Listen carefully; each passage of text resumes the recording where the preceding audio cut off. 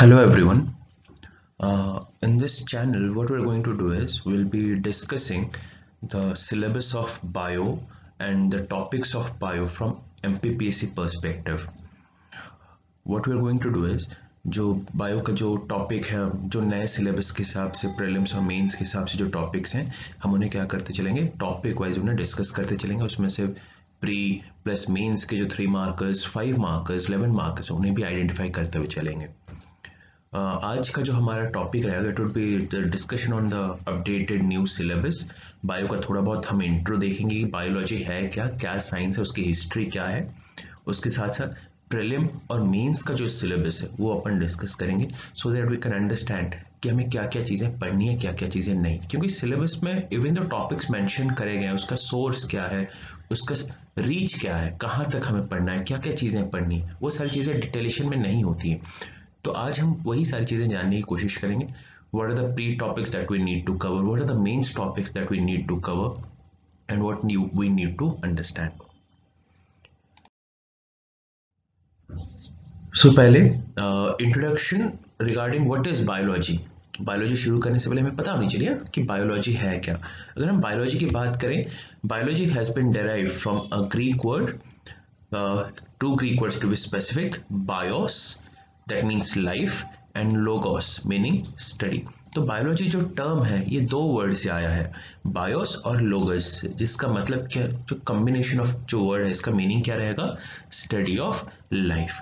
तो biology can be defined as the science of life and living organism.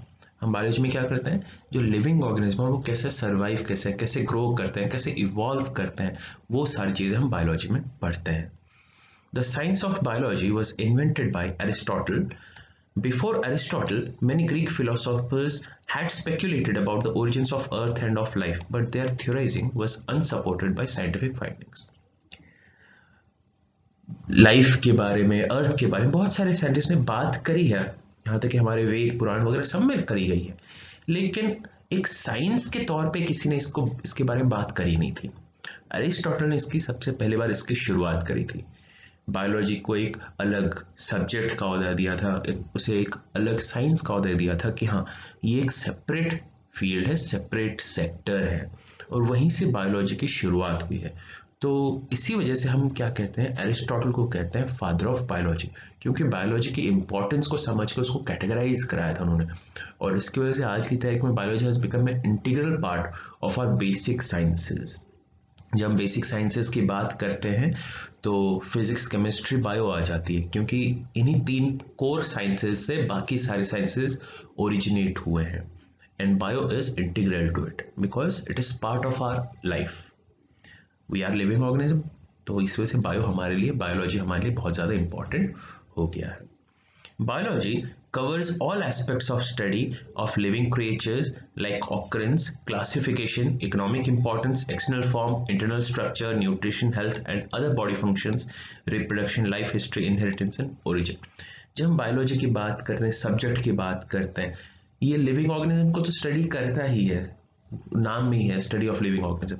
उसके अलावा वो कहाँ पाए जाते हैं, उनका जो वर्गीकरण, क्लासिफिकेशन कैसे डिस्क्राइब करा गया, कैसे डिफ्रेंशिएट कराया गया है, उनके क्या इकोनॉमिक इंपॉर्टेंस है हमारे लाइफ में, हमारे एनवायरनमेंट के हिसाब से, उनका एक्सटर्नल फॉर्म क्या है, उनका इंटरनल स्ट्रक्चर क्या है, बॉडी का शेप स्ट्रक्चर क्या है, उनके बॉडी के अंदर की फिजियोलॉजी क्या है, न्यूट्रिशन, ऑर्गेनिज्म सर्वाइव करने के लिए क्या कंज्यूम कर रहा है। ये खाली हमें ऑर्गेनिज्म को जानने के लिए नहीं, हमारी जरूरत के लिए भी है। हमें पता होनी चाहिए ना क्या कंज्यूम करें, क्या नहीं, क्यों कंज्यूम करना चाहिए, क्यों नहीं करना चाहिए। Plus it is also associated with health, various diseases that are occurring. Covid ने तो हमें समझा ही दिया है कि हेल्थ कितना हमारे लिए इंपॉर्टेंट है। अगर हम हेल्दी हैं तो हम प्रिकॉशन लेके हम सर्वाइव कर सकें, लेकिन अगर हम हेल्दी नहीं है, हेल्दी डाइट फॉलो नहीं कर रहे हैं, तो अब बीमारी होने के चांसेस बढ़ जाते हैं। इसके अलावा बायोलॉजी और किस चीज़ से डील करती है, it also deals with body functions. हमारी बॉडी के जो अलग अलग ऑर्गन्स हैं, बॉडी सिस्टम्स हैं, उनके क्या फंक्शंस हैं, क्या ऑब्जेक्टिव्स हैं, ये भी हम यहाँ पे डील करते हैं। उसके अलावा reproduction, continuation of life, we are living organism, हम हैं, हमारे बाद भी कोई होना चाहिए, so that race can continue, life can continue. तो biology also deals with that. Apart from it life history, organisms कैसे इवॉल्व हुए, कैसे मॉडिफाई हुए, कैसे चेंज होते हुए, क्योंकि लाइफ की शुरुआत सबको पता ही होगा बैक्टीरिया से हुई है, लेकिन वो इवॉल्व होते होते हम और आप बन गए। तो ये सारी चीज़ें भी यहाँ पे डील करते हैं। प्लस इनहेरिटेंस एंड ओरिजिन, हम थे, हमारे बाद जो जनरेशन्स आएंगी उसे हम क्या करें, इनहेरिटेंस। तो जनरेशन्स क्यों आ रही है, हमारी ट्रेड्स उनमें ट्रांसफर क्यों हो रही है, ठीक, हम में अपने पेरेंट्स के ट्रेड्स क्यों ट्रांसफर हुए हैं, कैसे हुए, ये सब इनहेरिटेंस में आ जाता है, ठीक। एज वेल एज ओरिजिन, हमारा जो ओरिजिन पॉइंट, हम इवोल्यूशन में कैसे इवॉल्व हुए, क्यों चेंज हुआ, आने वाले समय में क्या चेंज हो सकता है, ये सारी चीजें हम यहाँ पे पढ़ते हैं। Biology is being broad, that means biology का कोई स्पेसिफिक एक सेक्टर नहीं कि हाँ बस एक ही तरह के लिविंग ऑर्गेनिज्म को पढ़ेंगे या फिर खाली उसके लाइफ के बारे में पढ़ेंगे, ऐसा कुछ नहीं। It is a very broad science, इसके अलग अलग सेक्टर्स हैं, जैसे आपने सुना होगा बॉटनी, जूलॉजी, ठीक, माइकोलॉजी, वायरोलॉजी, साइटोलॉजी, जेनेटिक्स, ठीक। फिर मॉडर्न साइंसेस में अगर हम आ जाते हैं तो फिर बायोटेक्नोलॉजी, ठीक, बायोकेमिस्ट्री, माइक्रोबायोलॉजी, बैक्टीरियोलॉजी, वीरोलॉजी, ठीक। फिर अगर हम मेडिकल साइंसेस में चले जाते हैं, एनाटॉमी, फिजियोलॉजी, ठीक, साइकोलॉजी वगैरह, ये सारी चीजें बायोलॉजी के एक कह सकते हो सब ब्रांचेस हैं। इन्हीं सभी ब्रांचेस के आपस में मिलने की वजह से हमारा कोर साइंस बना है, दैट इज बायोलॉजी। तो एक अकेली साइंस नहीं है, but it is a summation of lots of sciences associated with living organisms. Being broad-based and multidisciplinary, the term biology is often replaced by the term life sciences or biological sciences, क्योंकि इसके aspects बहुत सारे हैं, तो कभी कभार biology को हम लाइफ साइंस और बायोलॉजिकल साइंस के साथ भी हम इंटरचेंज कर सकते हैं, ठीक। Aristotle is known as father of biology, जैसे मैंने कहा था, क्योंकि एरिस्टोटल ने हमें आइडेंटिफाई करने में हेल्प करी थी कि biology is also a science, तो हम इन्हें क्या कहते हैं, father of biology. And the term biology was coined by Lamarck. Jean Baptiste Lamarck, इन्होंने evolutionary theory दी थी, Lamarckism, and that specific person Lamarck also gave the term biology. Lamarck के अलावा कुछ जगहों पे एक और नाम भी आ जाता है, त्रिविरानस के नाम से एक और साइंटिस्ट आ जाते हैं। ये कहा जाता है कि लमार्क और त्रिविरानस दोनों ने ऑलमोस्ट सेम ईयर पे द टर्म बायोलॉजी कॉइन करा था, बट जो ऑफिशियल फाइंडिंग हमें ज्यादातर लमार्क की मिलती है, त्रिविरानस की बहुत कम ही मिल पाती। तो एग्जैक्ट डेट किसी के पास है नहीं, तो कुछ बुक्स में ये कहा गया है कि लमार्क ने बायोलॉजी टर्म कॉइन करा है, कुछ जगहों पे त्रिविरानस का भी नाम आ जाता है। दोनों को याद रखें, बट ऑफिशियल हम यही मानते हैं, the term biology has been coined by Lamarck. So this is a basic intro regarding what is biology.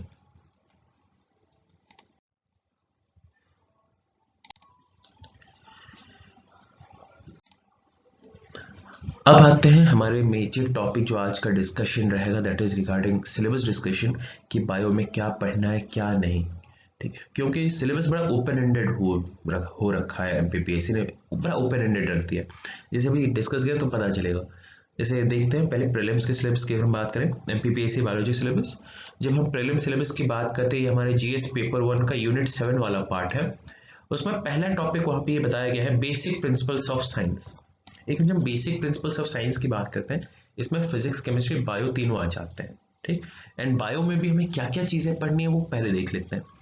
जो पहली चीज हमें पढ़नी रहती है वो है क्लासिफिकेशन ऑफ ऑर्गेनिज्म या फिर टैक्सोनॉमी। ऑर्गेनिजम्स की जो वर्गीकरण करी गई है, प्लांट में, एनिमल्स में, बैक्टीरिया में, प्रोटिस्टा में, मोनेरा में, ये जो वर्गीकरण वो पढ़ना जरूरी है। जब आप बायोलॉजी पढ़ रहे हो तो सारे ऑर्गेनिजम्स के बारे में जानकारी होनी चाहिए ना, तो इससे ये टॉपिक हमारे लिए पढ़ना इंपॉर्टेंट हो जाता है। ये भी बेसिक साइंस का एक पार्ट है। फिर cell and cell division. Cell हमारे लिए क्यों इंपॉर्टेंट है, क्योंकि cell is basis of life. हमारी पूरी बॉडी सेल से बनी है, चाहे वो यूनिसेलुलर हो, मल्टीसेलुलर, हर एक ऑर्गेनिज्म सेल से बना है, तो इस वजह से सेल के बारे में भी जाननी जरूरी रहती है। बस जब हम सेल के बारे में पढ़ते हैं, सेल बनती कैसे ये भी जाननी जरूरी है, तो इस वजह से सेल एंड सेल डिविजन हमारे लिए इंपॉर्टेंट बन जाता है। फिर इसके बाद आता है tissues, plant and animal tissue. Tissues again, cells जब आपस में जुड़ती है तो टिश्यूज बनती है, तो ये भी हमारे लिए अगेन पढ़ना जरूरी हो जाता है। अगेन कई सिलेबस में मेंशन नहीं है, but implicit basic principles of science में इम्प्लिसिट हो जाता है कि हाँ, ये आपको भी थोड़ा बहुत हल्का फुल्का ज्ञान होना चाहिए। फिर आ जाता है इवोल्यूशन, जिंदगी की शुरुआत कैसे हुई। एंड इवोल्यूशन एमपीपीएससी का बड़ा फेवरेट टॉपिक रहा है हमेशा से, तो इसको भी हमें पढ़ना पड़ जाता है। फिर आता है जेनेटिक्स। जेनेटिक्स में हम ऑर्गेनिजम्स की ओरिजिन के बारे में पढ़ते हैं, फिर उसके इनहेरिटेंस के बारे में पढ़ते हैं, कैसे जीन्स ट्रांसफर हो रही है, कैसे हेरिडिटरी ट्रेट्स पेरेंट्स ऑफस्प्रिंग में ट्रांसफर हो रही है, ये जाननी जरूरी रहती है, क्योंकि इसी जेनेटिक्स की स्टडी की वजह से हम आज जान पाए हैं कि हम और जो ऑस्ट्रेलॉइड्स हैं, यूरोपियंस हैं, कैसे एक दूसरे से अलग है, आर्यन द्रविडियंस कैसे एक दूसरे से अलग है। ठीक, तो ये चीज़ें जाननी ज़रूरी रहती है। और आज की तारीख में अगर हम प्री में देखें, जेनेटिक्स से बहुत सारे क्वेश्चंस आते ही रहते हैं, तो इस वजह से ये आपके लिए एक इंपॉर्टेंट टॉपिक बन गया है। और फिर लास्ट आ जाता है इसी में ही प्लांट फिजियोलॉजी। जब हम प्लांट फिजियोलॉजी की बात करते हैं, यहाँ पे हम क्या पढ़ते हैं, प्लांट के सारे बॉडी पार्ट्स, उसके लाइफ प्रोसेसेस, कैसे वो रिप्रोड्यूस करता है, सेक्सुअल और सेक्सुअल रिप्रोडक्शन, फिर उसके लाइफ प्रोसेस जैसे फोटोसिंथेसिस हो गया, रेस्पिरेशन हो गया, ट्रांसपोर्टेशन इन प्लांट्स वगैरह हो गया, तो ये सारी चीज़ें यहाँ पे पढ़ी जाती है। एंड अगेन देखा गया है कि हर साल प्लांट फिजियोलॉजी से एक दो क्वेश्चन तो आते ही रहते हैं, वो पॉलिनेशन चैप्टर से हो, फोटोसिंथेसिस से हो, या फिर असेक्सुअल रिप्रोडक्शन से, एक आध क्वेश्चन तो आना तय है। तो ये कुछ मेजर टॉपिक्स हैं जो हम कहाँ पढ़ते हैं, बेसिक प्रिंसिपल्स ऑफ साइंस। एक सिलेबस में बस एक लाइन में लिख दिया उन्होंने बेसिक प्रिंसिपल्स ऑफ साइंस, लेकिन यहाँ पे बहुत सारे सब टॉपिक्स आ जाते हैं, तो इसको पढ़ना एंड एनालाइज करना थोड़ा हमारे लिए इम्पोर्टेंट बन जाता है।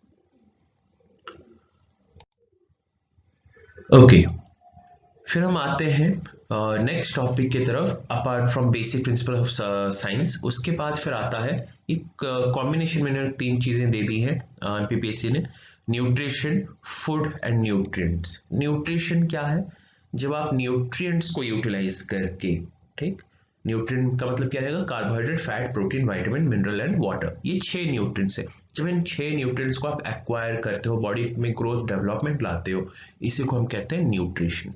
तो हम न्यूट्रिशन पढ़ते हैं, प्लस तरह तरह के न्यूट्रिएंट्स और फूड सोर्सेस के बारे में पढ़ेंगे। टॉपिक इज दिस, लेकिन इसमें हमें पढ़ना क्या है, हमें पढ़ना है व्हाट इज न्यूट्रिशन। ठीक, खाना खाने से जो हमारी बॉडी ग्रोथ डेवलपमेंट हो, इसे हम न्यूट्रिशन कहते हैं, तो उस न्यूट्रिशन के बारे में हमें जानना है। न्यूट्रिशन के टाइप्स, जैसे न्यूट्रिशन ब्रॉडली दो तरीके के होते हैं, ऑटोट्रॉफिक, हेट्रोट्रॉफिक। ऑर्गेनिज्म जो खुद खाना बनाता है जैसे प्लांट्स, ऑटोट्रॉफिक। जो खुद खाना नहीं बनाते हैं, दूसरों पे डिपेंडेंट है, वो है हेट्रोट्रॉफिक, जैसे कि हम। तो यहाँ पे टाइप्स ऑफ न्यूट्रिशन पढ़ा जाएगा। ठीक, फिर nutrients and there types.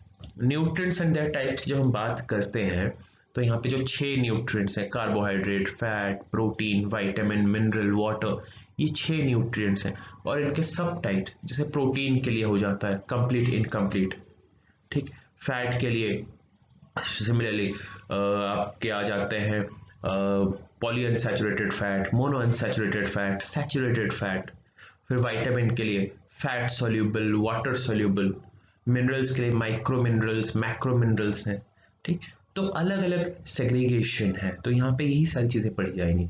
Various nutrients, their types, their sources, कहाँ से हम प्रोक्योर करते हैं, और इनकी वजह से हमें क्या फायदा भी होता है।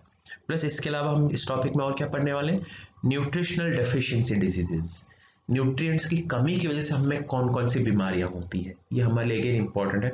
ये आपके प्री के लिए तो इंपॉर्टेंट है, मेंस में भी ये 3 मार्कर में ज्यादातर पूछ लिया जाता है। एनीमिया, ठीक, रिकेट्स, स्कर्वी, इस तरह की चीजें पूछ ली जाती है, तो ये वहां पे भी हमें हेल्प करेगा।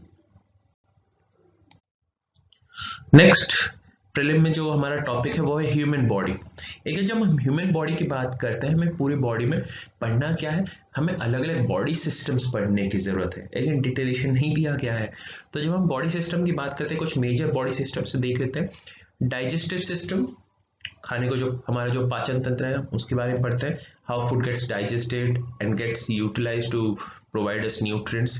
सर्कुलेटरी सिस्टम, हम यहाँ पे ब्लड और उसके फंक्शंस और कैसे कैरी फॉरवर्ड होती है हार्ट और ब्लड वेसल्स के सहारे, वो सारी चीजें पढ़ते हैं। Respiratory system, how we intake oxygen rich air, release carbon dioxide, और इसी एक्सचेंज के दौरान कैसे हमारी बॉडी में एनर्जी प्रोड्यूस होती है। ठीक, ये सारी चीजें हम यहाँ पे पढ़ते हैं। फिर आता है nervous system, the main control system of our body. हमारी बॉडी के सारे ऑर्गन, सारे बॉडी पार्ट्स को यहीं पे कंट्रोल करा जाता है। हम यहाँ पे ब्रेन और स्पाइनल कॉर्ड और नर्व्स के फंक्शनिंग के बारे में पढ़ते हैं। Skeletal system, the structural support system of our body, हमारी बॉडी का आधार है। ठीक, तो हम यहाँ पे हमारे स्केलेटन जॉइंट्स के बारे में, तरह तरह के बोन्स के बारे में हम इसे पढ़ते हैं। एंडोक्राइन सिस्टम, जब हम एंडोक्राइन सिस्टम की बात करते हैं यहाँ पे हम तरह तरह के हार्मोन्स और उनकी वजह से होने वाले चेंजेस के बारे में पढ़ते हैं। जैसे ग्रोथ हार्मोन हो गया, हमारी हाइट और बॉडी को डेवलप करने में हेल्प करता है। इंसुलिन डायबिटीज को कम करने में हेल्प करता है। ठीक, फिर थाइमोसिन इम्यूनिटी को बढ़ाता है। तो ये जो तरह तरह के हार्मोन्स हैं इनके बारे में हम पढ़ते हैं। फिर लास्ट ईयर के प्री में भी इसी के ऊपर एक सवाल भी आया था, वो testosterone are produced by which cells, ऐसा एक प्री में क्वेश्चन आया था 2020 लास्ट ईयर जो जनवरी में जो एग्जाम हुआ था। तो अगेन तो एंडोक्राइन सिस्टम में हम इसी वजह से पढ़ते हैं क्योंकि प्री के एस्पेक्ट से इंपॉर्टेंट, प्लस ये जो हार्मोन्स है आपके लिए 3 मार्कर में मेंस में भी इंपॉर्टेंट होने वाले हैं। फिर एक्सक्रीटरी सिस्टम, बॉडी सिस्टम में ये हमारे अगेन इंपॉर्टेंट एस्पेक्ट बन जाता है जहाँ पे हम किडनी और यूरिन फॉर्मेशन के बारे में पढ़ते हैं कि हाउ वेस्ट आर एक्सक्रीटेड और रिमूव फ्रॉम आवर बॉडी। फिर again in important aspect reproductive system, ये भी पढ़ना जरूरी रहता है। Reason is reproduction is part of biology. ठीक, हम है, हमारे पास भी कोई होगा वाला सिनारियो है, तो इसी वजह से reproductive system is also important for us. So these are the major sub topics in your human body. ठीक, तो खाली ह्यूमन बॉडी पढ़ के काम नहीं चलेगा, हमको पूरे ये सारे सिस्टम्स, इनके मेजर ऑर्गन्स, बॉडी पार्ट्स और उनका क्या काम है, क्या इंपॉर्टेंस है, ये सारी चीजें हम यहाँ पे पढ़ते हैं। नेक्स्ट आता है health policies and programmes. State government, central government की जो अलग अलग हेल्थ पॉलिसीज हैं, अलग अलग प्रोग्राम्स है, वो सारी चीजें यहाँ पे पढ़ी जाती हैं। जैसे कि national immunization programme such as mission Indradhanush, Ayushman Bharat Yojana, फिर प्रधानमंत्री स्वास्थ्य सुरक्षा योजना, पल्स पोलियो प्रोग्राम, जो 2 बूंद जिंदगी के जो प्रोग्राम लॉन्च करिए थे वो, धन्वंतरी योजना, जननी सुरक्षा योजना, मैटरनिटी डेथ को कम करने के लिए ये योजना शुरू करी गई थी, दीनदयाल अंत्योदय उपचार योजना। तो ये कुछ योजनाएं हैं, हेल्थ स्कीम्स हैं, प्रोग्राम्स हैं जो हमारे लिए इंपॉर्टेंट रही। इन स्कीम्स में हमें क्या याद रखना है, कब लॉन्च करी गई थी, क्यों लॉन्च करी गई थी, किन बीमारियों के लिए या फिर किस ऑब्जेक्टिव से इनको लॉन्च करा गया था और इससे क्या रिजल्ट मिला है, ये सारी चीजें हमें जाननी जरूरी रहती है। लेकिन ये जो एस्पेक्ट है आपके लिए प्री के हिसाब से भी इंपॉर्टेंट रहेगा, मेंस के हिसाब से भी इंपॉर्टेंट है। ये कुछ टॉपिक्स है जो आपके मेंस के साथ इंटरकनेक्ट हो जाते हैं, क्रॉस ओवर हो जाती है।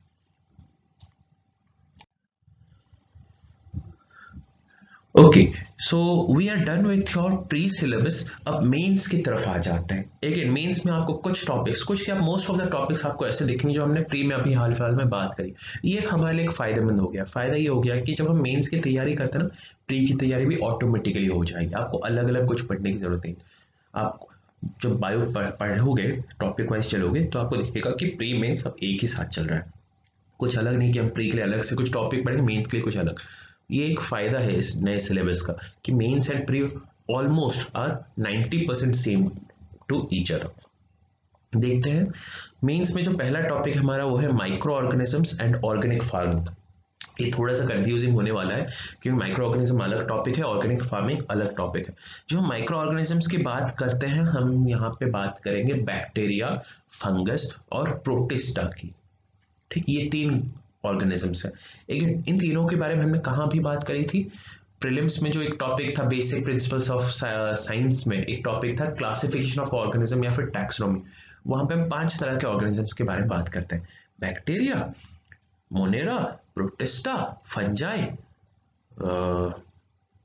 फिर Plantae, sorry bacteria that is monera, protista, fungi, Plantae, Animalia. ये 5 ग्रुप ऑफ ऑर्गेनिजम्स हैं जिसे हम 5 किंगडमिक क्लासिफिकेशन कहते हैं। उसी 5 किंगडमिक क्लासिफिकेशन जो 3 किंगडम्स हैं, that is Monera, bacteria, protista and fungi, ये जो 3 ग्रुप हैं, इसी में आपके माइक्रो ऑर्गेनिज्म आ जाते हैं। तो उन तीनों को हम वहां पे प्री के एस्पेक्ट से पढ़ सकते हैं या फिर यहाँ पे मेंस के एस्पेक्ट से भी टैक्सोनॉमी में पढ़ सकते हैं। ऑर्गेनिक फार्मिंग ये थोड़ा सा ऑफ टॉपिक है, ये ज्योग्राफी का पार्ट है, एग्रो ज्योग्राफी का पार्ट है, बट हम यहाँ पे भी इसको माइक्रो ऑर्गेनिज्म के एस्पेक्ट से पढ़ सकते हैं। जैसे ऑर्गेनिक फार्मिंग में हम अर्थवर्म का इस्तेमाल करते हैं, बैक्टीरिया, फंगस वगैरह का इस्तेमाल करते हैं सॉइल की फर्टिलिटी को बढ़ाने में, जैसे नाइट्रोजन फिक्सिंग बैक्टीरिया वगैरह, हम उस एस्पेक्ट से इसको पढ़ते हैं। ठीक, तो ये आपका एक थोड़ा सा ऑफ शूट टॉपिक है, बट फिर भी जानना जरूरी है कि कौन सा टॉपिक कहाँ बिलोंग करता है। तो माइक्रो ऑर्गेनिज्म में हम किसके बारे में पढ़ने वाले? 3 ऑर्गेनिज्म्स के बारे में पढ़ेंगे, bacteria that is monera, protista, fungi. फिर नेक्स्ट टॉपिक हमारा है मेंस में cell structure and function. Again ये प्रीलिम्स में हम डील कर चुके हैं, जो सेल एंड सेल डिवीजन वाला जो टॉपिक हमने प्रीलिम्स में बात की थी, बेसिक प्रिंसिपल ऑफ साइंस, ये वही टॉपिक है, cell structure and function. Cell के अलग अलग कंपोनेंट्स के बारे में, उसके स्ट्रक्चर के बारे में, हर एक कंपोनेंट के फंक्शन के बारे में, जैसे स्ट्रक्चर में मौजूद सारे ऑर्गेनल्स होते हैं, उन ऑर्गेनल्स के बारे में अपन डील करते हैं। फिर नेक्स्ट आती है classification of animals and plants, plants की जो सेग्रीगेशन। अगेन ये आपका देखिएगा क्रॉसओवर टॉपिक है, 5 किंगडमिक क्लासिफिकेशन जो हमने बात करी थी बेसिक प्रिंसिपल्स में। ऊपर मोनेरा, प्रोटिस्टा, फंजाई हो गए माइक्रो ऑर्गेनिजम्स में 3 ऑर्गेनिजम्स, अब यहाँ पे classification of plant and animal, ये 2 मिल गए, तो हो गया आपका कंप्लीट 5 किंगडमिक क्लासिफिकेशन। ये सारी चीजें हम क्लासिफिकेशन वाले टॉपिक में या फिर टैक्सोनॉमी में हम डील करने वाले। तो ये दोनों टॉपिक्स एक ही साथ एक ही सिंगल हेडिंग के अंदर आ जाती है, दैट इज टैक्सोनॉमी या फिर classification of organisms. Next, nutrition in plants, animals and human beings. वही न्यूट्रिएंट फूड न्यूट्रिशन वाला टॉपिक है, वही सेम प्रीलिम वाला ही टॉपिक है, कुछ अलग नहीं है। यहाँ पे न्यूट्रिशन ऑफ इन प्लांट्स की जब हम बात करते हैं, यहाँ पे फोटोसिंथेसिस वगैरह की बात करी जाएगी, जो कि हम प्लांट फिजियोलॉजी में डील करते हैं। फिर एनिमल एंड ह्यूमन बींग्स की जो न्यूट्रिशन की बात करते हैं, वो वही न्यूट्रिशन, फिर जो अलग अलग न्यूट्रिएंट्स हैं उनके सोर्सेज वगैरह की बात करी जाएगी। एक ये प्रीलिम के सिलेबस में भी डील कर दिया गया है। फिर बैलेंस डाइट, जब हम बैलेंस डाइट की बात करें, जब सारे न्यूट्रिएंट्स आपकी बॉडी में प्रॉपरली इनटेक करे जाते हैं, आप हेल्दी रहते हो, इसी को हम क्या कहते हैं? Balanced diet. Vitamins, again vitamins nutrients में ही डील हो जाते हैं, ठीक। डेफिशिएंसी डिजीज, अगेन ये प्री में ही हम डील कर लेंगे कि हाँ क्या क्या चीजें हैं, क्या क्या चीजें नहीं, वही न्यूट्रिएंट फूड एंड न्यूट्रिशन में सारी चीजें एक साथ डील हो जाएगी। नेक्स्ट हार्मोन्स, यहाँ पे इन्होंने हार्मोन्स की बात करी है। Hormone is part of our endocrine system. जब आप ह्यूमन बॉडी या फिर ह्यूमन ऑर्गन सिस्टम पढ़ते हो तो उसी में एंडोक्राइन सिस्टम भी हम पढ़ लेते हैं, जहां पे सारे हार्मोन्स वगैरह भी डील हो जाते हैं। Next, okay, body organs of human body, structure and there functioning. जब हम बॉडी ऑर्गन्स की बात करते हैं, वही ह्यूमन बॉडी की बात हम कर रहे हैं। प्रीलिम्स का जो टॉपिक था ह्यूमन बॉडी, बस वही same topic dealt and prelims as human body. वही जो digestive, circulatory, respiratory, excretory, skeletal, nervous, endocrine, वही सारे बॉडी सिस्टम्स हम यहाँ पे पढ़ेंगे। तो सेम टॉपिक है, खाली नाम अलग है। वहां पे ह्यूमन बॉडी था, यहाँ पे body organs of humans. Next, respiration in organisms. Again respiratory system में हम इसको डील कर लेंगे, एनिमल वाला जो रेस्पिरेटरी सिस्टम है, और प्लांट वाला जो रेस्पिरेटरी सिस्टम है वो प्लांट्स फिजियोलॉजी में ही हम डील कर लेंगे, ठीक। Next, transportation in plants and animals. ये थोड़ा सा कंफ्यूजिंग है। ट्रांसपोर्टेशन इन जब एनिमल्स की बात करते हैं, हम बात करते हैं सर्कुलेटरी सिस्टम की, और ये जो सर्कुलेटरी सिस्टम वाला टॉपिक है, ये बॉडी ऑर्गन्स एंड में कवर हो जाएगा या फिर बॉडी सिस्टम में कवर हो जाता है। ट्रांसपोर्टेशन इन प्लांट्स की जब हम बात करते हैं, हम बात करते हैं 2 टिश्यूज के बारे में, जाइलम और फ्लोएम के बारे में। जाइलम वाटर को ट्रांसपोर्ट करता है, फ्लोएम फूड को ट्रांसफर करता है। अगेन ये दोनों जो टिश्यूज हैं या फिर ट्रांसपोर्टेशन प्लांट्स जो है, ये वाला जो एस्पेक्ट है, हम प्रीलिम में एक टॉपिक था टिश्यूज वाला, उसी में ही डील कर लेंगे। वहां पे प्लांट टिश्यू जब डील करी जाएगी तो ये वाला टॉपिक भी उसी के साथ साथ ही डील हो जाएगा, ठीक। लेकिन अगेन यहाँ पे कंफ्यूजन थोड़ा सा हम दूर कर लेंगे। ट्रांसपोर्टेशन एनिमल्स मतलब मूवमेंट की बात हम नहीं करें, सर्कुलेटरी सिस्टम की बात। ट्रांसपोर्टेशन प्लांट्स की जब बात करते हैं, हम जाइलम और फ्लोएम की बात कर रहे हैं। तो इस तरह से थोड़ा सा बहुत कंफ्यूजन होता है। Next, reproduction in animals and plants. Again reproductive system में इसको डील कर लिया जाता है, ह्यूमन रिप्रोडक्टिव सिस्टम है, और प्लांट फिजियोलॉजी में भी हम इसको डील कर लेंगे। प्लांट की जो अलग अलग बॉडी पार्ट्स वगैरह जब हम पढ़ेंगे तो उसमें प्लांट रिप्रोडक्शन को भी हम पढ़ लेते हैं। फिर health, hygiene and diseases. Again prelims में जो अलग अलग जो आपके स्कीम्स वगैरह है, उसके साथ साथ फिर डिजीज वगैरह को भी हम प्रीलिम में ही इसको डील कर लेते हैं। बेसिक प्रिंसिपल ऑफ साइंस में ये डील हो जाता है। हेल्थ क्या है, हाइजीन क्या है, डिजीजेस जो है कम्युनिकेबल, नॉन कम्युनिकेबल डिजीजेस, उनके टाइप्स वगैरह वो वहीं पे डील हो जाती है। ओके, फिर हम आते हैं मेंस में जीएस पेपर 3 यूनिट 6 की तरफ। जो अभी तक जो हम डील कर रहे थे वो जीएस पेपर 3 का यूनिट 3 चल रहा था। अब हम आते हैं यूनिट 6। यूनिट 6 में भी बायो के कुछ एस्पेक्ट्स यहाँ पे आ जाते हैं। Again communicable disease and their prevention, अभी जीएस पेपर 3 में हमने बात करी थी डिजीजेस, वहीं का ये एस्पेक्ट है। डिजीज दो तरीके होते हैं, कम्युनिकेबल, नॉन कम्युनिकेबल, तो ये उसी का एस्पेक्ट वहीं पे डील हो जाएगा। ठीक, next national vaccination programme. Again जब हम वो हेल्थ स्कीम्स वगैरह के बारे में, जो प्रीलिम का एक टॉपिक था, जब वहां पे हम डील करते हैं, वो ये वाला टॉपिक भी वहीं एक साथ डील हो जाएगा। जैसे आयुष्मान भारत हो गया, मिशन इंद्रधनुष हो गया, यूनिवर्सल इम्यूनाइजेशन प्रोग्राम हो गया, यूआईपी के नाम से जिसे जाना जाता है, पल्स पोलियो प्रोग्राम वगैरह हो गया, तो वहीं पे ये सारी चीजें एक साथ डील हो जाएंगे, नेशनल वैक्सीनेशन प्रोग्राम। फिर primary knowledge of Ayush, Ayurveda, योग, यूनानी, सिद्ध एंड होम्योपैथी, ये भी हम मेंस के एस्पेक्ट से इसको डील करेंगे। Next health related important welfare schemes of state and central government, again ये प्रीलिम्स में भी डील कर चुके हैं, वही सेम टॉपिक है, कुछ अलग है नहीं। Next major health organisations of, वही जो हमारे प्राइमरी हेल्थ सेंटर्स हैं, आंगनवाड़ी है, कम्युनिटी हेल्थ सेंटर्स है, उसके बारे में हम यहाँ पे इसको डील करेंगे। फिर लास्ट आ जाए जो सबसे इंपॉर्टेंट है, स्टडी मटेरियल, कहाँ से पढ़ना है। देखिए अगर हम एमपीपीएससी के सिलेबस को कोरली अगर देखें तो सारा का सारा जो टॉपिक है एनसीईआरटी के बुक से कवर अप हो जाती है। एनसीईआरटी बायोलॉजी की बुक अगर ले 11th 12th, तो वहां से सारे टॉपिक्स आपके डील हो जाएंगे, कुछ आपका छूटेगा नहीं, सारे टॉपिक्स कवर अप हो जाएंगे। ठीक, अलग से कुछ पढ़ने की जरूरत नहीं, वीडियो लेक्चर्स में अपन सारी चीजों को डील करते हुए चलेंगे। ठीक, on this note, all the best for your upcoming exams, take care.